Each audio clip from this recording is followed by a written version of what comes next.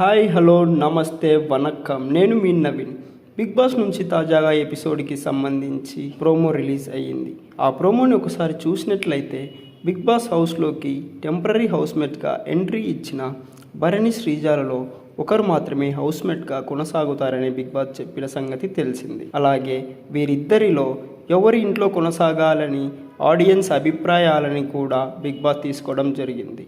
ఆ ఆడియన్స్ అభిప్రాయం చూసే సమయం దగ్గరలోనే ఉందంటూ బిగ్ బాస్ హౌస్లో ఒక టాస్క్ పెట్టడం అయితే జరిగింది. గార్డెన్ ఏరియాలో 2 బాక్సులు ఏర్పాటు చేసి భరణి తరపున నిఖిల్, శ్రీజ తరపున గౌరవ్ ఆ బాక్స్లను పగలగొట్టి అందులో ఉన్న ఫొటోస్ని తీయాలంటూ చెప్పడం జరిగింది బిగ్ బాస్.